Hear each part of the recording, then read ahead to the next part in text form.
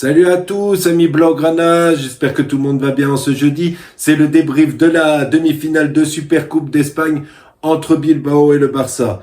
Victoire 2-0 de nos Blaugrana hier soir face à l'Athletic Bilbao.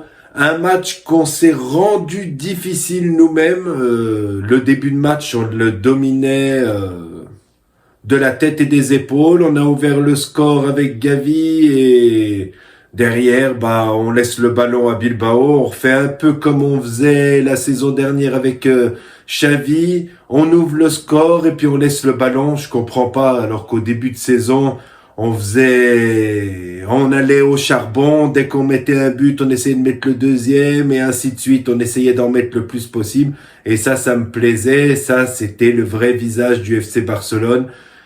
Voilà, j'espère que ce visage-là va revenir. Parce que j'aime pas du tout quand on laisse le ballon. C'est pas le style du Barça. Voilà, pour en revenir au buteur, Gavi, il ouvre le score et il donne une passe décisive. Pour moi, c'est l'homme du match, Gavi. Super match de Gavi. Il est sur la pente ascendante, il est en train de revenir. J'espère que les blessures vont le laisser tranquille.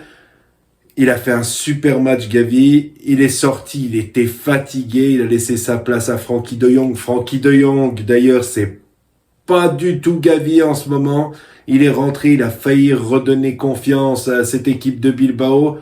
Heureusement que sa balle est contrée par le joueur de Bilbao sur la passe à Iñaki Williams, qui est hors jeu à ce moment-là, parce que sinon, si elle n'est pas contrée, il y a 2-1. C'est la 86e ou 87e, et puis derrière, ça aurait poussé. Voilà, 2-0. Le deuxième but, Lamine Yamal qui marque sur une passe de Gavi, comme j'ai déjà dit. Un contrôle, il récupère la balle en contrôlant, il fait un espèce de 360 avec son corps, et il part direct au but et il crucifie Unai Simon. Très beau but, et sa célébration pour ceux qui croient que c'est la célébration à Kylian Mbappé. Non.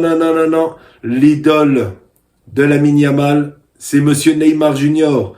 Et regardez, voilà la photo.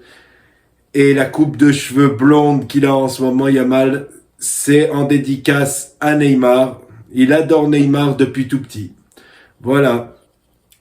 Pour les points rouges de ce match, pour moi, Rafinha, hier, il n'a pas été terrible du tout, à part sur le premier but de Gavi où il contrôle bien au milieu, il se la garde bien, il donne à Baldé derrière. Baldé, d'ailleurs, centre très bien pour Gavi. Sinon, Rafinha sur le match, beaucoup maladroit, il a tiré au-dessus, il a loupé pas mal de trucs faciles, des centres, il n'était pas dedans, j'espère qu'il sera meilleur pour la finale.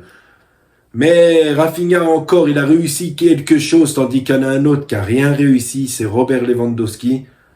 On a vu ses 2 buts contre Barbastro, 2 buts, il met pas 2 buts de fou. Et c'était une D4 en face. On a vu hier que, franchement, il n'était pas dans son match. J'espère qu'il va vite se remettre en condition parce qu'on a vraiment besoin d'un grand numéro 9 sur cette deuxième partie de saison si on veut ramener des trophées à Barcelone. Réveille-toi vite, Robert. Et puis, cet été, je pense que ça urge. Il va falloir aller chercher un attaquant parce qu'il a 36 ans. Il va avoir 37 ans la saison prochaine. Il commence à être trop vieux, il commence à ne plus être le même. Et Lewandowski redevient le Lewandowski qu'on avait avec Xavi la saison dernière. Il décroche au milieu. On veut pas que tu décroches au milieu, Robert. On veut que tu sois dans la surface au bon moment. C'est ton boulot. T'as rien à foutre au milieu de terrain, bordel. Voilà. Après, il y a eu la rentrée de De Jong. J'en ai parlé. De Jong, c'est pas terrible en ce moment. Franchement, Frenkie, il va falloir te remuer plus que ça si tu veux pas partir aussi en fin de saison. J'ai vu quelques rumeurs comme quoi le Barça serait intéressé pour le vendre même cet hiver. Je pense pas qu'il partira cet hiver, mais voilà. Ça commence à être difficile pour Frenkie. On avait Szczęsny dans les cages aussi. Szczęsny qui a fait un bon match. On sent que dans sa surface, il est maître de sa surface. Mais en dehors de la surface, Iñaki Peña est meilleur pour ça. Ça, je vais l'avouer. Dans la surface, c'est Szczęsny. En dehors de la surface, les sorties, Peña est meilleur. Szczęsny, c'est pas son domaine en dehors de la surface. Voilà. Une bonne nouvelle encore. La qualification est la première. La deuxième, c'est Olmo et Paul Victor sont inscrits à titre conservatoire pour le moment. Et ça fait du bien, on va pouvoir compter sur eux. Ils seront présents pour la finale. Voilà, une bonne satisfaction de plus. Voilà, et puis le tirage au sort pour en finir avec cette vidéo, le tirage au sort de la Copa del Rey des huitièmes de finale. Le Barça accueillera le Betis Séville. On a joué contre eux cette année. 2 buts partout chez eux, ils égalisent à la dernière minute. On va essayer de passer ce tour encore une fois. Voilà, c'est bientôt, c'est dans une semaine, ça sera mercredi prochain ou jeudi prochain, je crois. En tout cas, je vous souhaite une très bonne fin de journée. Je ferai un avant-match avant la finale. Ce soir, il y a la demi Mallorca-Real Madrid. On verra contre qui on tombe. Ceux qui ne sont pas abonnés, je vous attends. Mes abonnés ne montent pas en ce moment. Venez faire plaisir à la famille. Venez vous abonner à la chaîne, les amis. Voilà. Profitez bien de votre journée.